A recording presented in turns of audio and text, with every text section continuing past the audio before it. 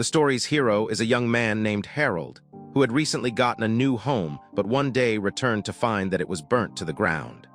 Hopelessly, he wandered on the streets with a heavy heart, giving up on life and everything.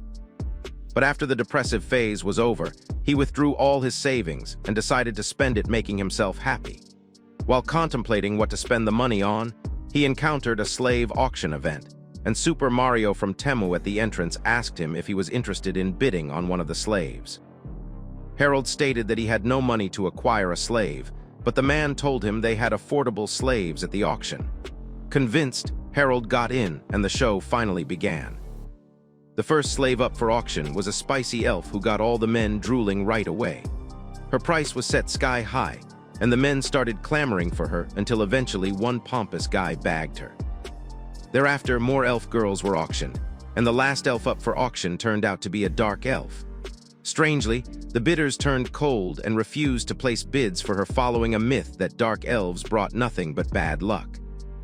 The auctioneer was losing his cool and tried to lure them in by sharing that the girl had never tasted the pipe, so her buyer would be her first. Still, none of the men wanted to bid on Little Miss Bad Luck, but after a period of prolonged silence, Harold got up and placed his bid for the girl. Everyone thought he was crazy, but Harold knew that he didn't even have anything left to lose, dark elf or not. The auctioneer urged more bidders to outbid Harold, but in the absence of any willing buyer, he eventually sold her to Harold. Later, after the event, the man told Harold he got a good deal because dark elves usually sold for the equivalent of over 1 billion coins. When it was time to hand the dark elf over to Harold, he dropped some of Harold's blood onto the slave collar and had the girl wear it. That was a collar of subordination, which was to show her that Harold was her master, and it was designed to eject long spikes into her if she ever tried to take her master's life. Meekly, Harold put it on, knowing he would be the only one who would ever be able to remove it. The girl introduced herself as Anna, blushing because she believed Harold was a nice guy. After the show, they bumped into the first elf who was sold at the highest price. Both girls stared menacingly at each other, and Anna apologized for this, saying dark elves never got along with elves. As they walked, Harold said they couldn't return to his house since it had been burnt down, but they could stay at the cabin at the foot of a mountain that no one was using, at least for a night. He asked her if she needed anything, and Anna requested some weapons and armor so they could venture into the labyrinth and earn some money. Anna was experienced with mazes, as was announced earlier by the auctioneer, but she said that it might be hard for her to get a normal job because dark elves were disliked on the continent. She demonstrated her skills by hunting down a bird from the sky with a rock and said that with a gun or a bow, she could even shoot down 3 birds at once. Harold was convinced that with the girl's skills, they could cash out massively, so he said they would start preparing. He, however, warned her that the labyrinth was dangerous, and she could always turn back to protect herself. She assured him that she would be careful because she didn't want to die and would also ensure to protect him as well. Harold couldn't stop himself from blushing until he realized that she would have to venture into the maze beside her. They arrived at the cabin at the foot of the mountain, and Anna said she would prepare some food for them. But first she lay down to rest, and Harold placed a cover over her body to keep her warm. She seemed uneasy, so Harold had to promise her that he wasn't trying to slip into her while she was asleep. As she fell fast asleep, he struggled with every demon in his body not to grab her and unleash his inner magic mic, and eventually had to close his eyes. Later, they heard clanging sounds, which announced the passage of Imperial soldiers headed east. Anna and Harold discussed the potential for a war. Realizing that Anna was scared, Harold suggested that they should consider relocating to another continent.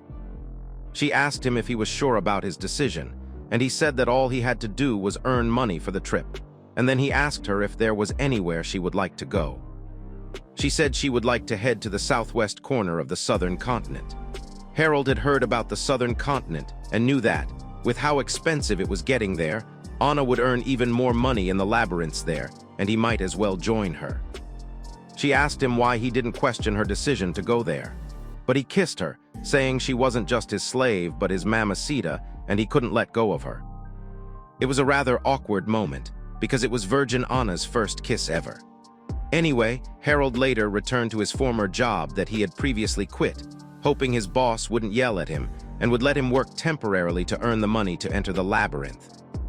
The boss immediately looked mad as heck until he burst out crying and held Harold, glad to see him alive. He had gone to check up on Harold and found the house all burnt up, so he thought Harold had died. After some minutes of Harold narrating his situation, the boss understood that Harold needed some money, although he didn't understand why the guy had to go to the southern continent. Harold gave a vague excuse, and the boss understood that Harold didn't want to disclose his exact reasons. So, he handed Harold an envelope full of stashed money, saying he had originally intended to give it to Harold when he was on his own, and since Harold would be leaving, it could serve as a reward for Harold's 15 years of loyal service. Harold was humbled and thanked his master for all he had done, and when he returned home, he found that Anna had already prepared a delicious meal. He thanked her and broke the news that they had enough money to buy some equipment. He also gave her a hat as her souvenir because he felt it would be better for her to cover her ears. She thanked him and promised to treasure it, and the next day they visited the armory, where Harold asked Anna what weapon of choice she had in mind. She said they all had their advantages and disadvantages, but eventually she pulled out a sniper rifle and said that was what she wanted. The shopkeeper said the rifle was cheap, but Harold wanted to get her a more expensive one.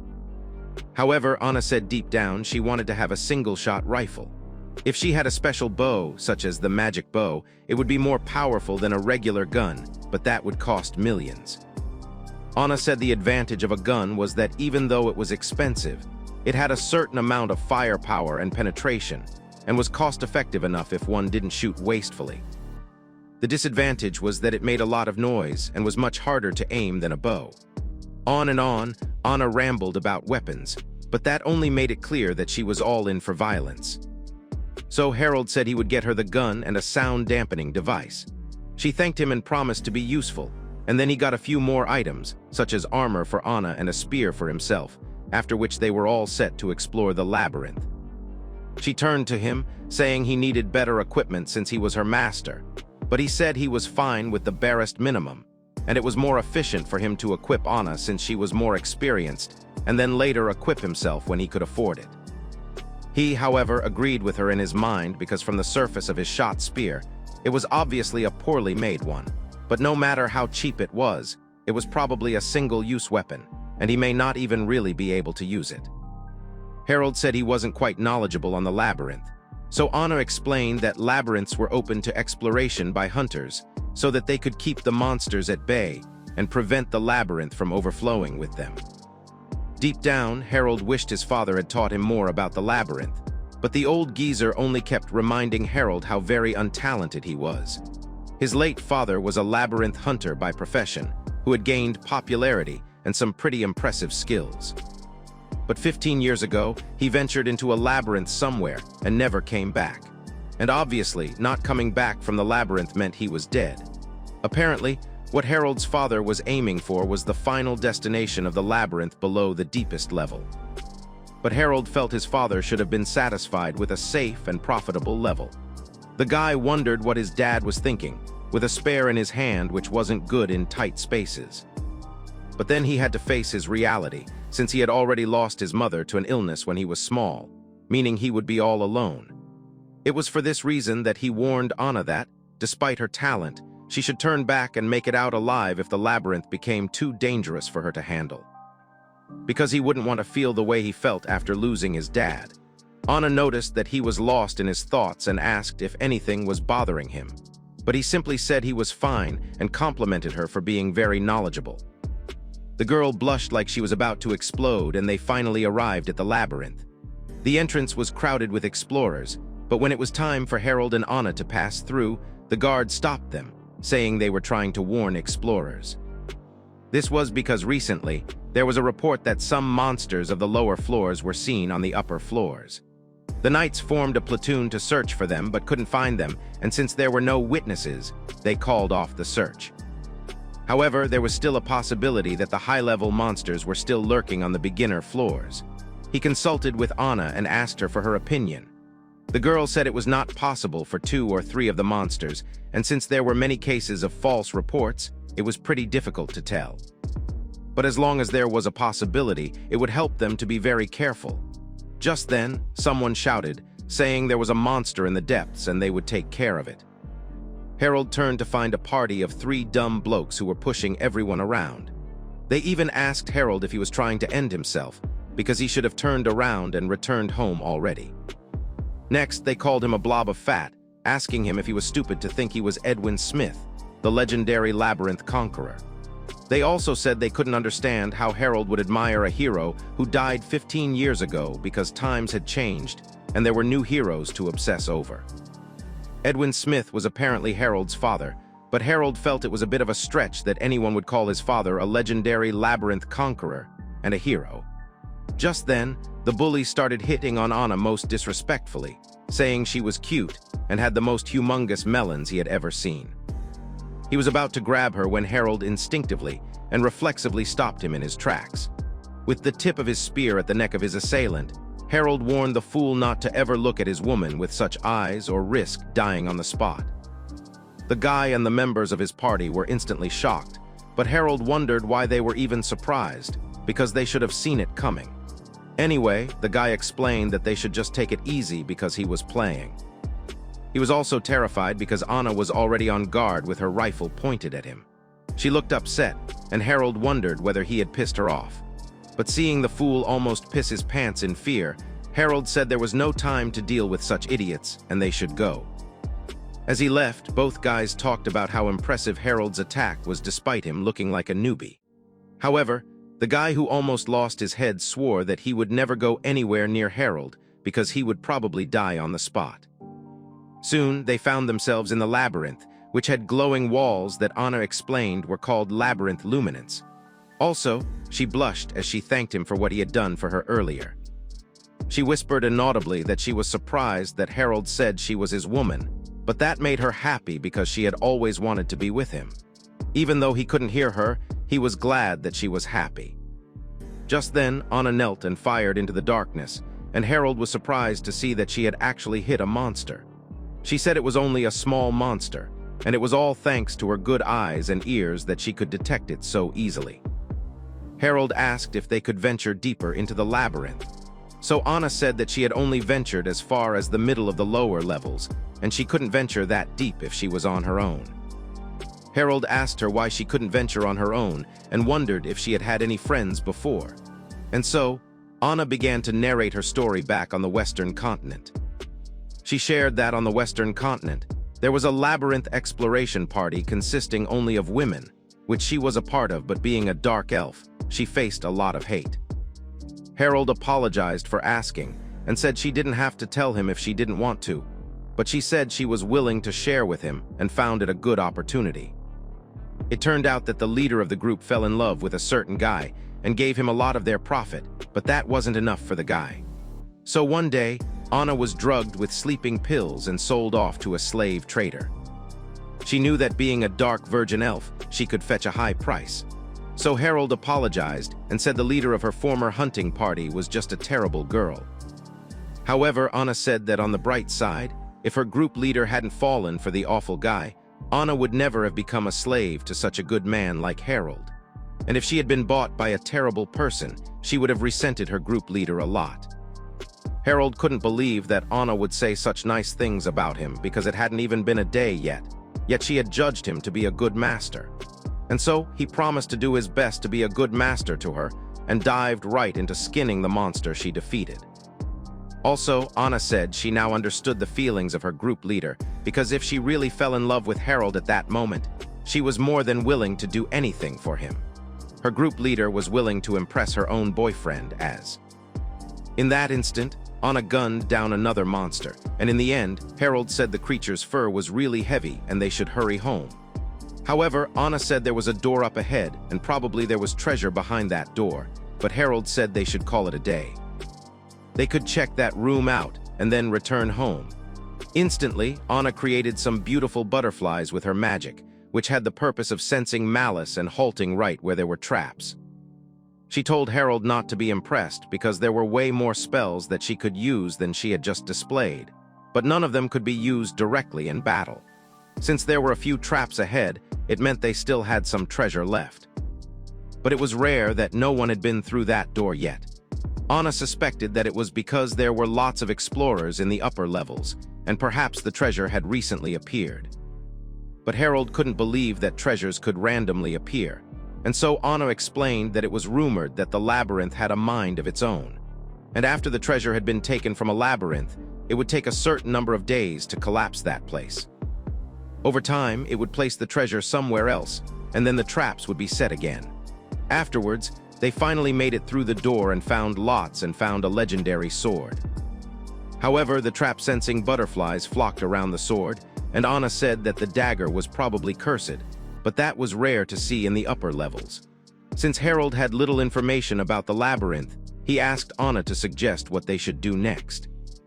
And so she said that the curse on the dagger was only full of negative effects, meaning they couldn't use the dagger and neither would anyone buy it. Determining what kind of curse existed in the territory or sorcery rather than magic was done by using special magic tools. And so Harold agreed that they should wait until they had the tools that would identify the curse, even though they were quite expensive and cost enough to buy a whole house. However, Anna believed if they could make a steady income on the lower levels, they would make it in less than a month. They decided to leave the dungeon and eventually made it outside, but noticed a crowd gathering around the elf girl and her master. Her master was reported to be the third son of a count who had come to explore the labyrinth. Harold recognized the guy from the auction and watched as the idiot boasted and bragged about the elf girl being his slave. He also dragged her by her collar chain and asked her who her master was, forcing her to embarrassingly state that he, Anata, was her master. As he bragged like an idiot, Harold was irritated and told the girl to fight back. However, the elf said her slave's collar wouldn't allow it. Anata boasted that his elf slave could use magic and was not only useful in the labyrinth but also on his tiny pole. At that instant, he started grabbing all her goodies in front of everyone and exposing her so she would make happy noises. The hormone-pumped dogs were already drooling at the lady, and all the while Anna was eager to see, but Harold didn't want her to look and told her to turn and leave. That was exactly what they did, and later they visited a man named Tasu, who was in a trading company that would purchase whatever materials they got out of the labyrinth. They showed him the skin of the monsters they had defeated, and Tasu was impressed and surprised that Harold had switched to being a labyrinth explorer. He later appraised the items and told Harold that the furs cost 1,500 coins each, making a total of 12,000 coins. Harold was astonished because 12,000 coins was almost twice the amount Harold earned at his previous job, and this meant he might be able to save up enough money sooner than he thought. He asked Tasu if he knew the costs needed to get to the South Continent, and the man said that they would need 3 million in total to cross to the west, but to go directly to the south it would be about 10 million coins. The reason why the direct route to the South Continent was expensive was that it crossed an isolated area where monsters from the undersea labyrinth were active. As such, it would take time until it was less expensive and safer to go via the Western continent. It was then, for their safety, they were headed west, and if they could find enough money for both of them in addition to the 2 million, they would be fine. And so, 5 million was the estimate for everything. The next day, they went further into the dungeon and defeated some monsters, with Harold skinning even more of them this time than before. Afterwards, they finally headed for the middle floors, although Harold was consumed by fear as he wasn't sure what to expect. He noticed a weird expression on Anna's face and asked her what was wrong. So the girl said she did not like the feeling there and could sense that something was approaching. They wondered if they should hide, but soon heard the loud, intimidating thudding as a huge monster approached. Anna said it was a monster from the lower floors and was probably an earth dragon of some sort. Harold then remembered the warning of the guild guard when he told them that monsters from lower floors had been spotted on the upper floors, and Anna apologized, saying that she wouldn't even scratch such a monster with ordinary bullets because its skin was tough. As such, Harold said they should return home because he wasn't about to meet that creature. But right as they were headed out, they heard a cry for help, and the bully from earlier on ran towards them, asking them to protect him. It turned out that the monster had found 3 of his teammates while they were all hidden in a crevice and was waiting for them to come out. So it had been scratching around to dig them out.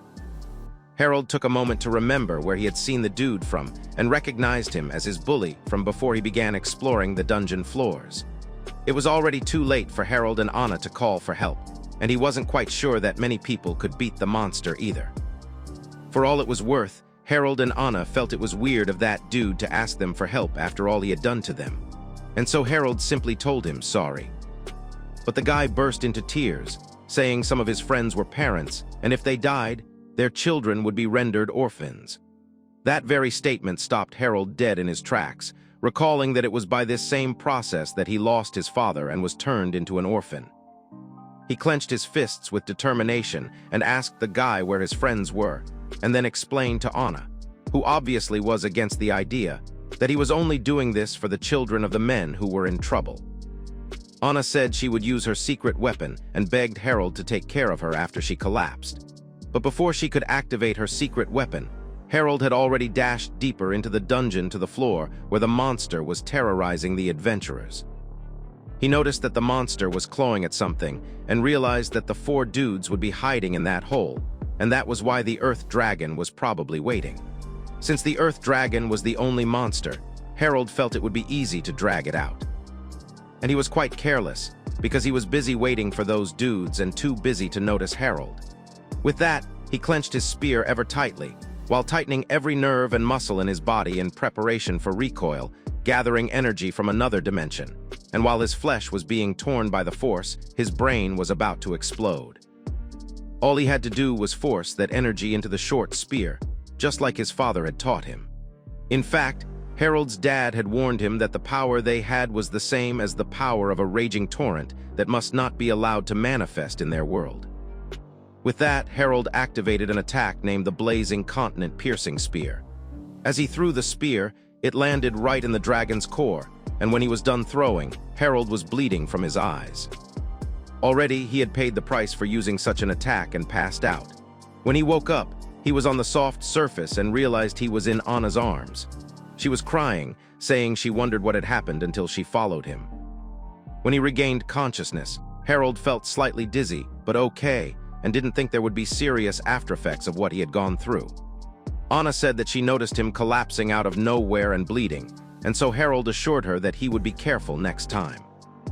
After, he asked her if the guys were okay, and the leader of the gang apologized for what he had done earlier, while the other guy rushed in tears to meet Harold and Anna, thanking Harold for protecting him because he thought he would never see his child again. Anyway, now that Harold had defeated a monster, he said he would like to take it home to sell, but it would be hard to dismantle it with such a thick hide. However, Anna told him that even though the Earth Dragon was a deep monster, the outer skin was dragon metal, and what shocked her was how on Earth Harold made a hole in such a dragon with a very thick hide. Harold explained the skill he used, the Blazing Continent Piercing spell, Spear, which made him lose consciousness whenever he used it because not only would he pass out, but the spear used would also melt. Anna warned him not to use it again, and he promised to try his best not to. Also, the guys he helped offered to help him carry the monster he defeated, because they owed him their lives and that was the least they could do to thank him. He permitted them to, and by the time he submitted his material to the guild, he was told that everything cost 13 million coins. Harold almost had a stroke because he had never seen that money in all his years, but at least it explained to him why so many people were attracted to making a living from the labyrinth. They asked him to write down his bank details, and 2 days later he had received the money in cash. This only meant they could now board the ship towards the west, but first, he got Anna some lovely peach tarts, even though her peaches were already juicy enough. Also, he let her know that they had saved enough money and would be leaving for the port city the next day. The day finally arrived, and they boarded a carriage that would transport them to the port city. From there, they took a boat headed to the southern continent via the western route. On the way back, Harold spent some time reflecting on his life and how things had happened that he didn't imagine would ever happen. Anna asked him what was going on, but he said there was nothing at all and asked her what the western continent was like. Anna opined that she didn't think it was a bad place, although several races occasionally clashed. He told her he would rely on her to learn more about the West when they got there, and she said she was excited that he expressed his need for her. As they were headed in their direction, A girl and her grandfather were waiting to board the same carriage. The man instantly recognized Harold and asked him where he had seen him before. But on a second look, he realized that the person whom he had seen would have been much older if he were alive, and also, he didn't have such a kind face as Harold's. Unfortunately, the man couldn't remember the person's name, but knew the guy was an excellent combatant who used a spear just like Harold. Before the old man could finish his rants, his granddaughter smacked him for being so rude, and he apologized, saying he had been having trouble matching people's faces and names lately. To test his claim, she asked him to say his name, and he said that he was named Varen. As for her own name, he said she was named Cecil, and for his son's name, the name was Gergo. Either way, he got off the hook and Cecil apologized for her grandfather's rude behavior. The old man also apologized and said Cecil would probably chop his head off because she would be mad at least 1,000,000 times before their arrival at the Western continent. They were glad that both of them were headed in the same direction because they would be traveling companions and spend some time with each other. In no time, they had arrived at the port city where the boats headed to the west were. They bid each other goodbye as Cecil said they were boarding a ship called the Ballastia, and they could sail on the ship along with them if they hadn't decided on what they wanted to board first. Anna asked Harold what he was going to do about their ship, and he said it was best if it wasn't too expensive so they could start by looking around. They finally arrived at one pirate guy's place, who said they were in luck because there were a lot of ships docked, and they had a good chance of getting on one of them immediately. Harold asked the man if he knew anything about the ship named Ballastia, and the guy said it was just a regular ship that wasn't too interesting. In any case, for both Harold and Anna, the fare would be approximately 3 million, and they would get a small bedroom and 2 meals, while the estimated time of arrival would be in a month. However, the man also told them a cheaper option was at 200,000 coins per person, but it was a large room for a dozen or more people, and they would eat only 1 meal. Not to mention that it was messy and full of germ-infested rodents, and its ship had a likelihood of sinking and being rescued occasionally. Either way, all the ships were a week away from leaving the port, so Harold and Anna had more than enough time to decide which ship they were to take.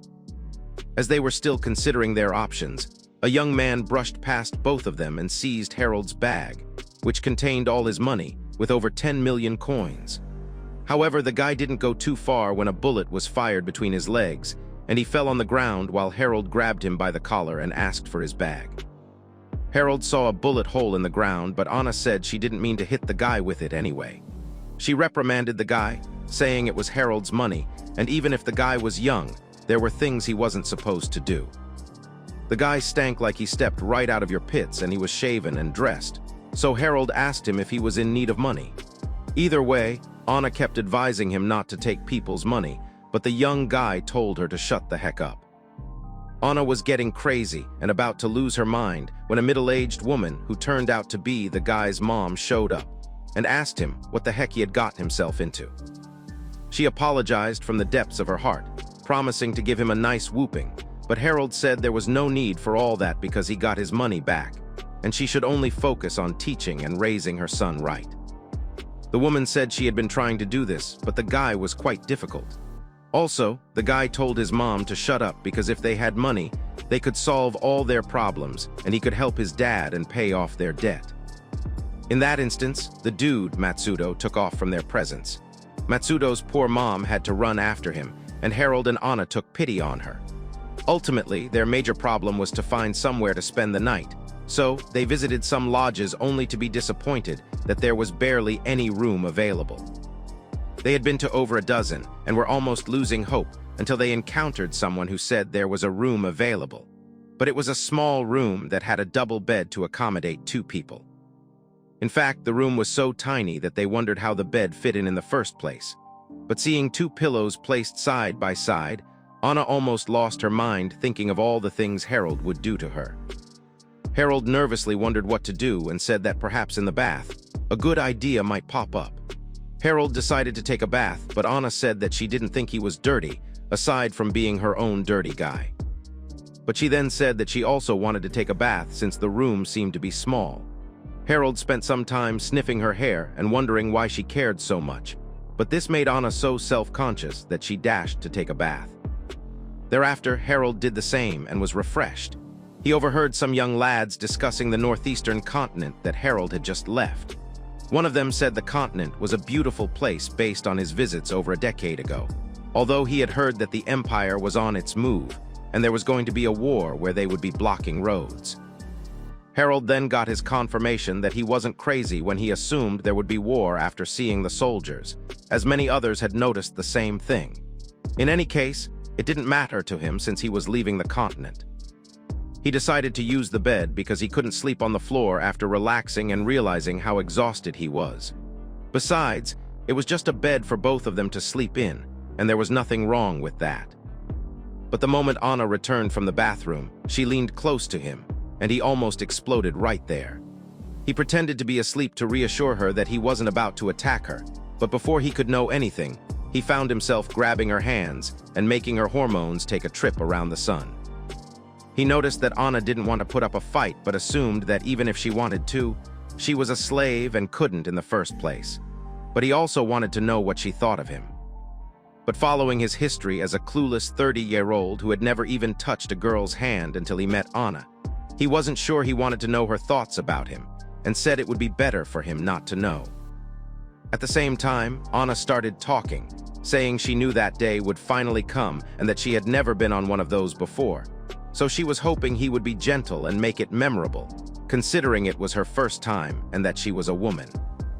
But in the middle of that speech, Harold switched the conversation to talking about which ship they were going to take. Given that they had a week before the ships would start leaving, they shouldn't wait for the tickets to be sold out, and so he thought that Ballastia was the way to go. Anna was visibly not in his mood after getting her all hot and red down there, but Harold went on rambling, saying the ship was cheap and was a safe choice. In the end, he decided that they should buy a ticket the following day. But Anna ignored him and seemed in a bad mood. He wondered what he had done wrong to her, but decided it was time for him to go to bed and hold her in his arms. While he held her, all Anna wanted was for Harold to go all the way, but the idiot remained clueless and left her to her raging hormones. In the morning, Harold paid for their tickets, and the man told them they would be leaving in 5 days so they could get a room on the ship and sleep there, ensuring not to miss their ship because there was no refund for missing it. They arrived at the Ballastia and presented their tickets to the usher, who told them they were lucky to have landed in one of the best rooms. Arriving at the room, they noticed it was spacious and had 2 beds. Also, it had a window which showed the beautiful view of the deep blue sea and its creatures. Since Anna seemed to be having the time of her life, Harold decided to stroll a bit around the ship and somehow ran into Cecil, who was glad they boarded the same ship with her. He asked her where her grandpa was, and she said the man was asleep. Also, she invited him to walk around the city together since they were on the same ship. They went in for a bite, and Cecil forced him to have a delicious pie she had enjoyed herself. She then mentioned that in the carriage, her grandfather had taken a liking to Harold, but Harold said he couldn't say for sure because all they did was a lot of small talk. However, Cecil confirmed that her grandfather liked Harold because it was not his habit to talk to anyone he didn't like. Suddenly, Cecil drew out a sword, and Harold blocked, parried her swing, but she said it was quite dangerous because if he couldn't react, she had planned to stop either way. Cecil was impressed that Harold had decided to parry her attack instead of avoiding it, meaning he could see it in the first place. Harold himself thought Cecil was amazing, but asked her why she attacked him, so she said that since her grandfather had his eyes on Harold, she felt it was necessary to test Harold's fighting skills. And she wouldn't do it again. She said he could trust her, but Harold was certainly not about to trust a sword-crazy freak who almost had his head rolling. They decided to head back to the ship, but on the way heard a cry for help where some older men were making their way with a guy. The guy turned out to be Matsudo, but even before Harold could decide to help him, Cecil ran after the abductors, winning Harold's heart with her kindness. She noticed he was running right behind her and asked if he was willing to help her, and so he said that he was going to serve as a backup. She admitted he was a nice guy whose kind-looking face matched his personality, but soon they noticed that the abductors had boarded a boat with Matsudo. Harold almost lost hope when Cecil got into a canoe and started rowing. He worried that they would be caught for stealing, but she said they would simply pay back the owners and they should focus on hurrying up. They rowed after the dudes and found an island which seemed to be their hideout. There also seemed to be a large number of men like them, judging from the number of ships, but Cecil didn't care one bit and was only out to make them regret their actions. Harold suggested that they secure the surroundings first, but Cecil said there was no point in being so cautious because she was strong and he was equally strong, so there was no way they would lose. He wondered why she was getting so confident, although he admitted that she was pretty strong.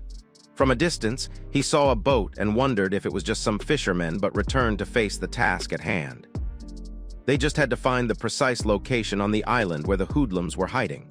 But Cecil was pretty brash, and Harold had to hold her back, saying she wouldn't find anything if she moved around so carelessly. He pointed to some footprints in the trampled grass, showing dirt which hadn't dried yet, and meaning someone must have passed not too long ago. After following the footprints, they ended up in front of a house, but soon after arriving there at the door, it started raining, and Cecil ran towards the house for shelter.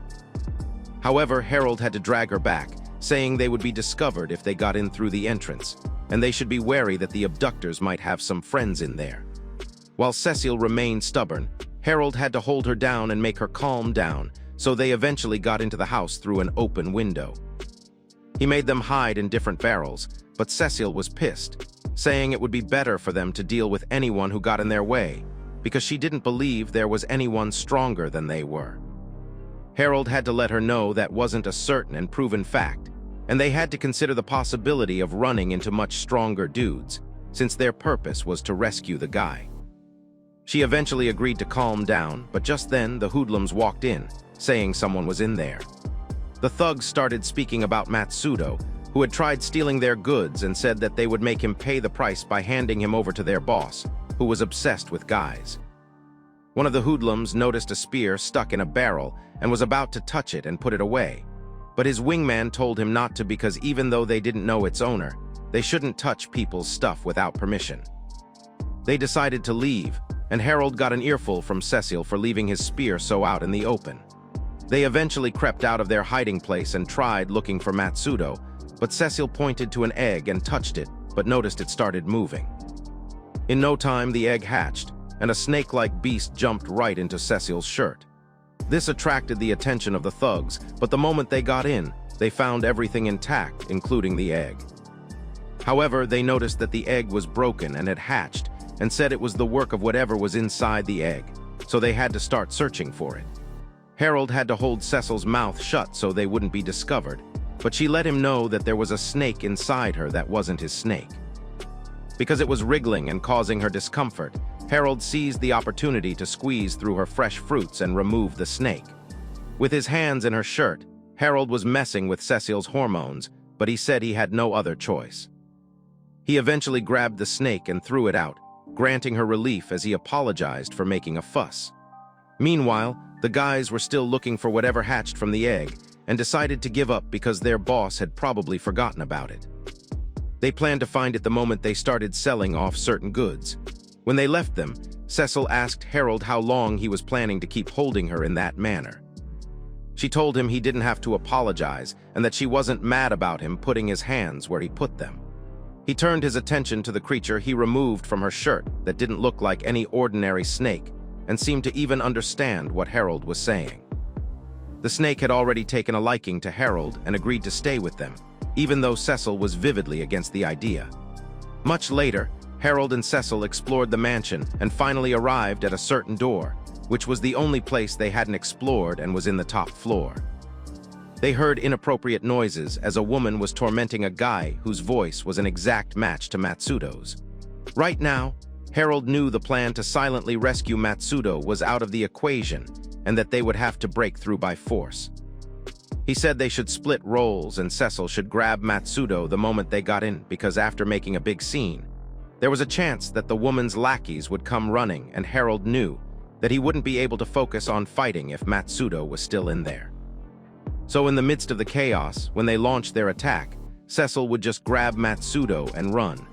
Cecil said they could just beat her up together because she was the stronger attacker. But Harold told her that he was counting on her because he wouldn't be able to fight if he had someone else to protect. Eventually, Cecil gave up and agreed to do as he had instructed. But what they found the moment they opened the door was the most horrifying sight ever. Spider Girl destroying Matsudo's guyhood. The poor guy was in pain and distressed, begging her to stop, but she didn't. After a flashback, Harold realized why the thugs mentioned some of the other guys running away. Even though this was quite hard for him to admit, he realized that the boss of those thugs was this demi-human monster, whom they would have to confront in exchange for Matsudo. When she noticed their presence, she asked them who the heck they were, and they told her they would be taking Matsudo from her. She said no way was it happening because she would put him in a cocoon since he had tried to steal her precious merchandise. It was a medicine which was said to heal any sickness anyone was afflicted with. The boss herself admitted that she didn't get her hands on the medicine legally, boasting that she had the right to get anything thanks to her power and influence. As she got more violent, Cecil attacked her and took her off guard but realized that the demi-human was quite tough. Harold, at the same time, attacked her using his spear, but trying to pass it through her body felt like he was slashing metal. Eventually, they found a way to subjugate the Spider-Woman. For the time being, Harold knew she hadn't taken so much damage. He instructed Cecil to grab Matsudo, and Cecil, at the same time, grabbed the expensive medicine belonging to the demi-human. But before they left, the lady became more aggressive and angry when she realized that they had stolen Matsudo from her and the medicine. So she commanded her guys to go after them and capture them, no matter what it took. However, Harold had no worries at all because he knew that Cecil would be able to handle that miserable number of thugs. Meanwhile, the main force was left to face Harold together with the Spider Lady. All at once, the thugs rushed at Harold, but he had no problem kicking their cheap Brazilian implants. It was irritating the Spider Lady that her lackeys seemed weak and worthless, so she told them all to get out of the way because it was her turn. She spat some acidic fluid that roasted one of her lackeys, at the same time grabbing Harold with her claws. He escaped by heading upwards, but somehow made a hole in the roof of the house and jumped to safety. The monster said he was starting to slow down, but he told her that by controlling his output, he could preserve his stamina. Harold knew that as long as he wielded the spear with the power to destroy everyone, he would be fine, but if he lost his spear, he would be in danger. Soon, he turned to find the guy who had poured some Spider Lady juice and discovered that the liquid was acidic. The poor guy was burned and burning up even faster. There was the silhouette of a lady on top of a hill. Meanwhile, Harold was busy trying to escape the Spider Lady's juice to avoid being liquefied. He had already bought enough time at this point and decided to take off, but the lady got him with her acid and hit his shoes, causing him to fall and writhe in pain. She believed she had gotten the perfect chance to attack him, but right then, the silhouette figure belonging to none other than Anna assumed her sniper position and fired a shot that pierced right through the Spider Lady's body. Instantly, she fell and died, but her lackeys were disappointed, seeing that this lady seemed to be in control for such a while but had suddenly been defeated by such a cheap attack. They decided to retreat because they knew they had zero chances of winning. On the other hand, Harold spotted Anna and was shocked to find that she was the one who saved him. She ran to hug him and explained that it looked as though she wouldn't make it in time, so she forcibly induced lightning into her bullet and made sure that it wouldn't hit him. He was impressed by her power and by the fact that she knew where he was, but she reminded him that she had a mark on him and would always know where he was. She had apparently made a mark with magic, which she later explained wasn't that all-powerful because the effect only lasted a week and would have to be reapplied or else it would disappear. In any case, she was glad that he was safe, and Harold hugged her immediately, apologizing for making her worry. Anna asked him to ensure that the next time he was to face danger, he should ensure to take her along with him. After a while, they reunited with Cecil and Matsudo, and Cecil was asking questions about who Anna was. In any case, they had no time to play around, but with the heavy rain, they weren't sure whether they would head in the right direction or not. Eventually, the sky cleared up, but as they were rowing, Cecil pointed out that Matsudo's body was too cold, and he had tiny spots all over his body. It was then that Harold realized that the guy had been poisoned. After remembering what the Spider Lady did to one of her lackeys, Cecil tried to draw Matsudo's attention, saying she had the medicine bottle, which could heal all illnesses. Thinking about the whole thing made Harold feel Cecil also could have benefited from using that medicine. But she decided instead to use it on Matsudo because he needed it more than she did at the moment. She poured some of the medicine into his mouth, and the guy coughed out blood but seemed not to be recovering. After a while, his eyes were shut, and Harold realized that it was already too late, and the guy was gone. After their journey, they returned the boat and gave Matsudo a proper burial. Harold was sad because he knew Matsudo's mother loved her son so dearly that she was desperately trying to find him and hold her son in her arms again. And so it was the hardest thing for Harold to do, showing Matsudo's mother that her son was dead. And that was why they decided to bury him and make everyone assume that he was missing and no one knew where he was. Cecil placed the flower on the guy's grave, saying they had tried saving him but failed, although she didn't regret trying to save him. In any case, Harold and Anna gave Cecil some personal space, and she soon had her thinking straight. This was probably because she had pledged to live by the sword, and since weapons had a close relationship with life, wielding them responsibly would require one to be a person who could grasp the delicate distance between the two. It was the same situation for Anna, who fought for her life in the labyrinth before becoming a slave, and Harold soon felt he was the only one who had been living normally and never got the chance to get used to things like that. As they walked into town later, Anna told Harold that even though he was beating himself over the situation, there was nothing they could do about Matsudo, and as long as Harold was alive, nothing mattered. Coincidentally, they bumped into Matsudo's mother, who rushed to Harold in tears, saying Matsudo had disappeared and she wanted to know if he had an idea where her guy was. She shared that Matsudo's father passed away, but before then, all the man wanted was to see his son stroke his hair and pat his head. Yet the man died before Matsudo could be found. It turned out that Matsudo was desperately searching for a medicine for his father, but while on his quest to save his father's life, the son died, and because he couldn't make it in time, Matsudo's father also died. Harold stood hopelessly, wondering whether he could have done things differently and whether, if he had handled the situation in a better way, Matsudo and his father would have both been saved. But even at that, Harold knew that Matsudo was already afflicted with the poison, so they made the right call at that time. This meant no matter how they changed the situation, the result would still be the same. And this only meant more trouble for Harold in his heart, as he just didn't know what was right anymore.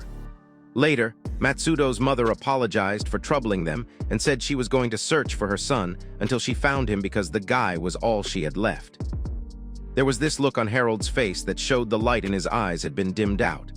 Several days passed by, and Harold was holed up in his room, living a depressed and ordinary life. He later informed Anna about the rock snake they found, and they decided to name it together. Days later, the case of Matsudo had faded into history. Harold knew most people would say Matsudo wasn't the only one who had died so tragically, and that Harold should move on, but all he wanted was to know when his own death would come for him, and what would happen when his sudden death arrived for him. Anna noticed him being lost in thought and asked if something was wrong, but he tried to dismiss it, and she said that it looked like he was in pain while he was still denying what had happened to him. Anna kissed him and said that she heard that when a man was going through something painful, he could just grab a lady and pour out his frustrations into her therapeutic canal without thinking much. That instant, Anna stripped from head to toe and submitted her will to Harold, telling him to do with her as he pleased. The guy didn't waste the chance to take on her and release all his frustrations, dealing with her as he deemed fit. After sending 1,000,000 shockwaves through her body, Anna fell fast asleep, while Harold couldn't believe himself as he realized he had just done the deed with Anna, even though she was the one who invited him. He felt she only accepted him because she was bound to him by the collar of servitude. But deep down, Harold realized that he really wanted Anna and not just her body. He decided to cool his head down for a while afterwards. It turned out that even after wandering around the ship to cool his head, Harold was still stuck with the tormenting thoughts of all he had done to Anna. But he was saved when Cecil's grandfather walked up to him and sat beside him. The man told him not to panic because he only wanted to have a little chat with him and thanked him for taking care of Cecil the other day. Harold said there was no reason for Varen to thank him, but the old man insisted, saying the girl was his cute granddaughter after all. However, Harold said Cecil was even stronger than he was, and he was pretty sure she would have been fine without him. Varen said that being strong, being weak, Winning or losing, or even surviving were all completely different things because someone like Cecil had a bit of a reckless side to her. Varen, however, warned Harold that being reckless could be the reason he lost his life, and he also said that Cecil admitted she wasn't happy with Harold's behavior. But that was what made the old man realize that it was Harold who had been keeping her in check.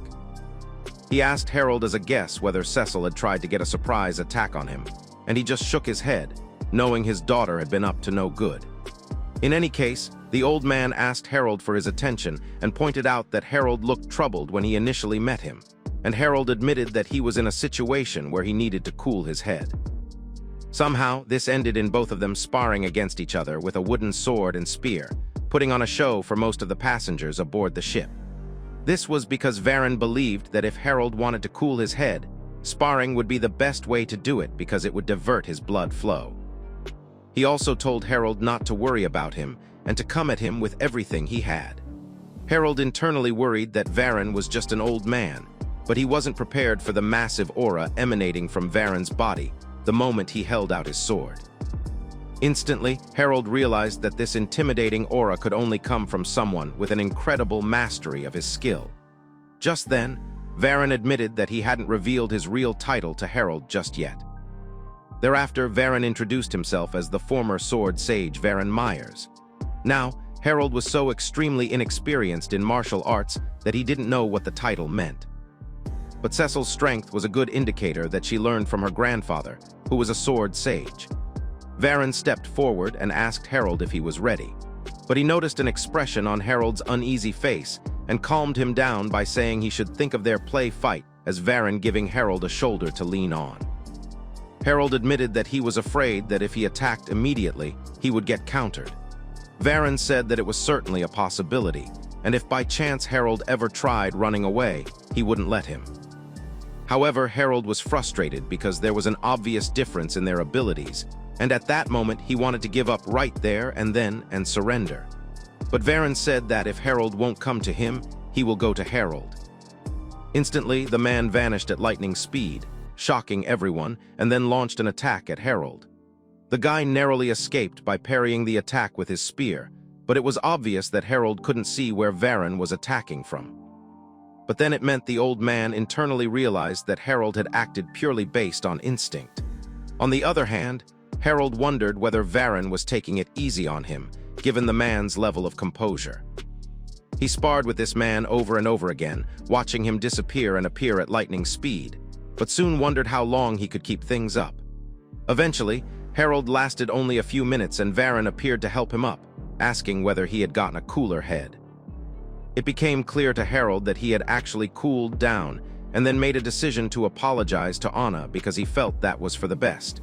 He thanked Varen, who admitted that he was similarly troubled. Even in the period when he was at the sword stage, he didn't believe in people cutting off their worries because it meant they had completely given up on their responsibilities. Harold was amazed at the fact that such a strong man still had worries and hesitations. In fact, Varen confessed that he still had his own worries and troubles to that very day. For example, the way he once ran away to get his precious granddaughter away from the war that would soon break out on the northeastern continent. Being the former sword sage, Varen had gained access to this information, and after carefully investigating it, he discovered that the Empire was in a state of confusion. They claimed they were building a reinforced army for the war and had been using horrendous secret arts, which entailed experimenting with the synthesis between human beings and demons of the labyrinth. Instantly, Harold thought about the demi-human he and Cecil had fought and realized that she could have been one of those hybrids. Coincidentally, Varen brought up the demon spider that Cecil had told him about and said she was probably from the Empire, and that after she had managed to escape from the Empire's lab, she resorted to banditry. It was hence possible that the humanoid demons of the labyrinth had gone rogue and made it outside, but that was a rare occurrence, because such demons were vicious and never subtle with their strength. Harold knew that Varen saw these monsters as small fry because Harold and Cecil were able to defeat them, but he thought more seriously about the reality that the northeastern continent was in more trouble than he thought, and it was a good thing they left the continent early. Varan said he wanted to protect his granddaughter from a war that he didn't know the ending of, and he was haunted by his decision to abandon his friends, acquaintances, and his beloved homeland, which made him wonder if he made the right choice. From observing this old man, Harold learnt that even with such big worries, Varan didn't seem filled with sadness, as he had accepted and embraced his worries. But Harold, on the other hand, had been hating himself and struggling to keep his cool, so maybe it wasn't such a bad thing that all the tragic events happened. Later, he was pacing around with a ring on his finger that he had earlier gotten from a pawn shop. He had hoped to give Anna a gift to apologize to her, but felt a handmade gift might be more sincere. And so, using silver clay, he applied his silversmithing abilities and created the ring for her. The problem was that he didn't know what words to begin with in apologizing to her. When he opened the door, he saw Anna feeding the rock snake, whom they had named Echidna, and after composing himself, Harold said he wanted to tender an apology for what happened last night because he felt he used her words as an excuse to have his way with her. He slipped the silver ring onto her hand, and she said it was such a beautiful ring, although she wondered whether he had gone out of his way to buy it. Harold said he made it himself, being the good silversmith he was, and Anna seemed taken in. The significance was that silver worked against evil, and of course, demons and werewolves. Anna teased Harold about being the werewolf who had already attacked her, and then she said that she was happy last night because he was gentle with her and made it a memorable first time for her. He immediately started blushing, almost as though he couldn't believe that he had popped Anna's cherry the previous night. To make him believe her words, Anna threw herself on him and almost broke his wand with her waist. At the same time, they were scaring the poor rock snake, who immediately darted off after witnessing what its innocent eyes weren't supposed to see.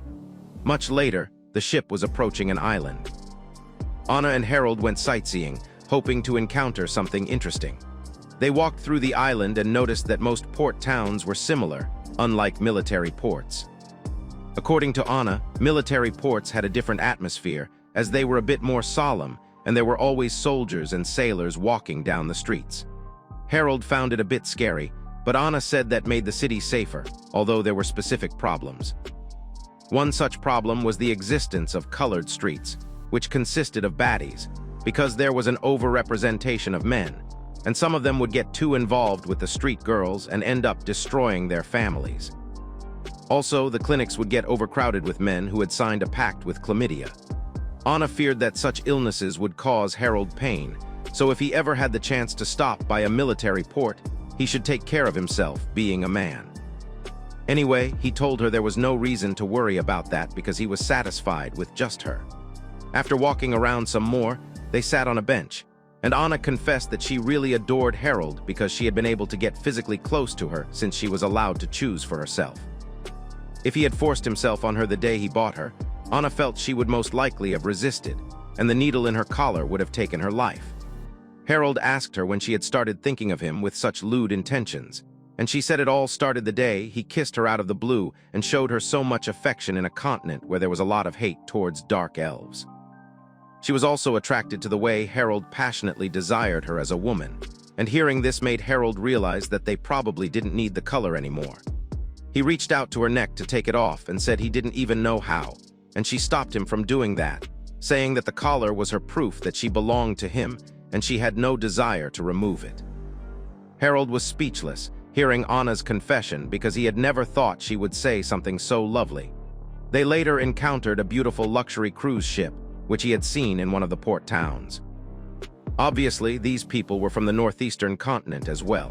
For some reason, he thought he had just spotted the elf and Anata passing by, but he turned back to his senses and thought he had seen wrongly. The following day, Harold played with Echidna, and Anna did the same. In the middle of that, someone slipped a letter underneath their door, inviting them to a night market if they were interested. Harold felt he didn't see any interesting places when he went sightseeing and didn't think there was much to expect, but Anna said she wanted to go, and so they did. There were so many people at the night market, probably due to the adverts, but Anna felt there was another reason that was not quite obvious.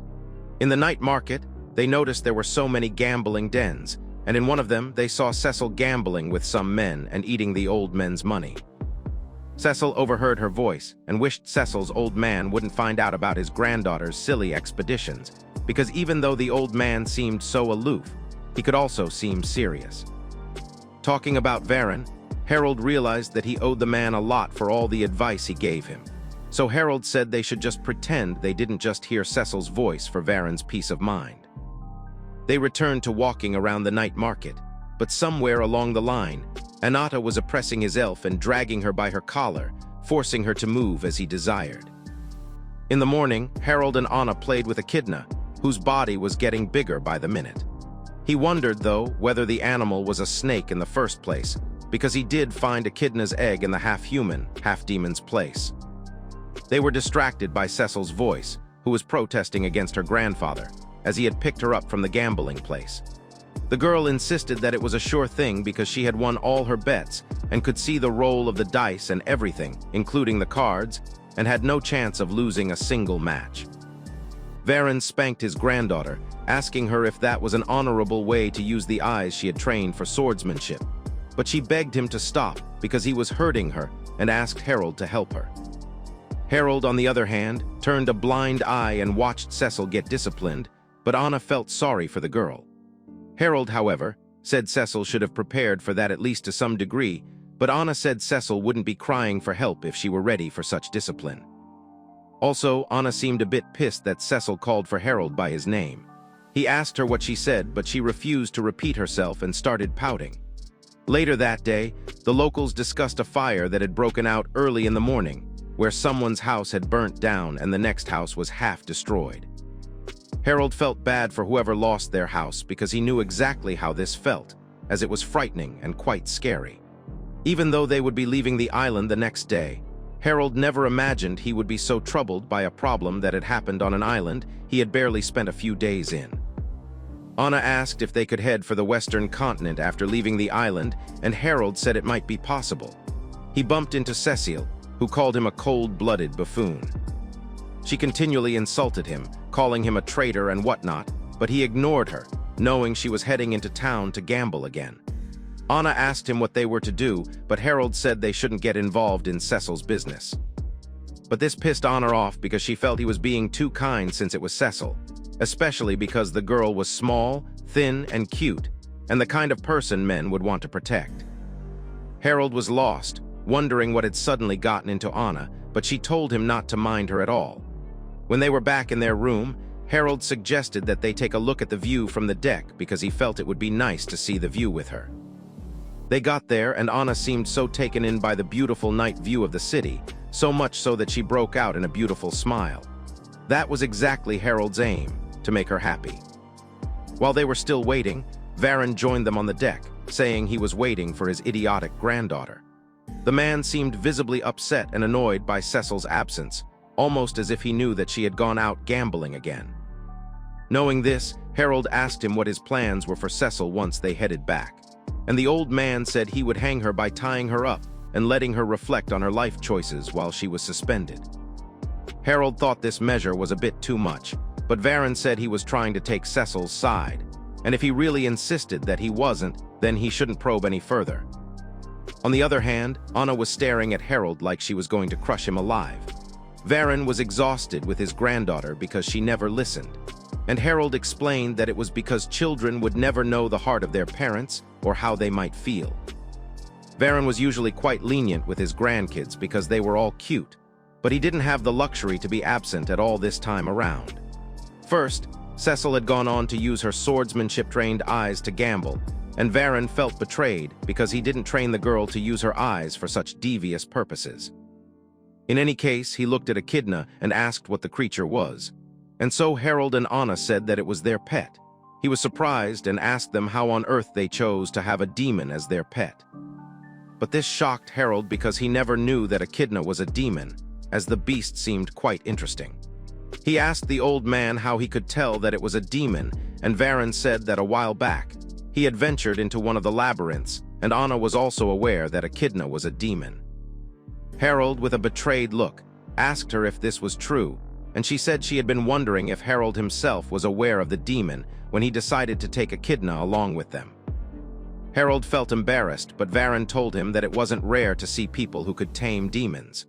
Normally, Though, according to Anna, it only happened in stories because it was pretty rare for demons to be so friendly to humans. In any case, Harold changed the subject back to hoping that Cecil would come soon, and Varen looked even more pissed, saying the girl better appear soon. To calm him down, Harold offered to help search for Echidna, saying bad kids needed to be punished and he would feel better if he saw her hanging in embarrassment. This time around, Anna wasn't so angry and even blushed, smiled a little. They searched through all the gambling dens for Cecil until they came across one from where Anna could hear her voice. Harold thanked Anna for her ever-sensitive hearing, which helped them locate Cecil faster than before. He then said that he would like to reward her with a favor afterwards. Anna said that she had a favor to ask of him, and it was obviously nothing short of those exercises in the room.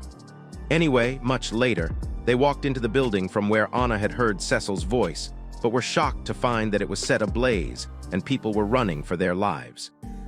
Apparently, some dangerous dude had started a fire because he was a sore loser who had lost to Cecil. Harold searched for Cecil, and later she was seen holding 2 swords, confronting the guys who started a fire because they had lost a bet. Those guys said they were having fun, and the guys turned out to be none other than Anata with the elf girl. Anata blamed Cecil for starting the fire, saying that if she had just lost, none of it would have happened at all. Anata grabbed his elf and left Cecil behind, but Harold, who had shown up in the nick of time, grabbed her by the arm to take her out. In no time, the coconut brain had fainted, probably because she yielded to the heat of the flames. Anna said they could just take her back home, but Harold wondered whether Anna had done anything to Cecil, because the girl looked quite sus. Anna claimed she would never do something like that, and they should just get going as the fire was spreading quickly. They later returned to Varen, who was glad that they found her, although he wondered why she was unconscious. Eventually, he found out what had happened and wasn't patient, as he couldn't wait to hang the girl and whip the silly out of her soon enough.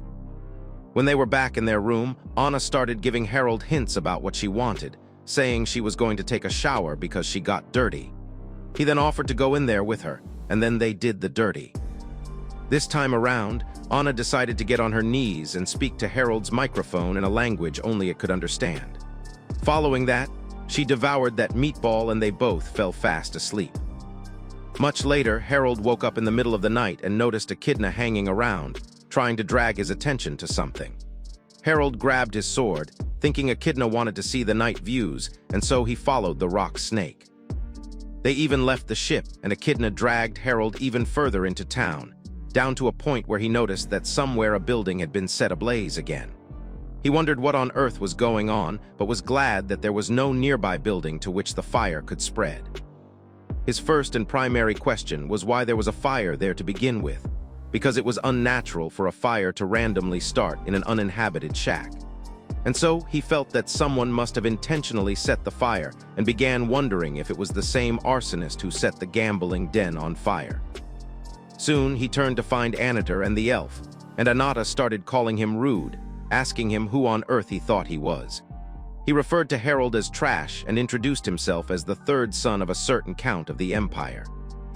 Instantly, Harold remembered the idiot as the armored guy who won the elf in the bidding war, and remembered him also as being the person from the auction.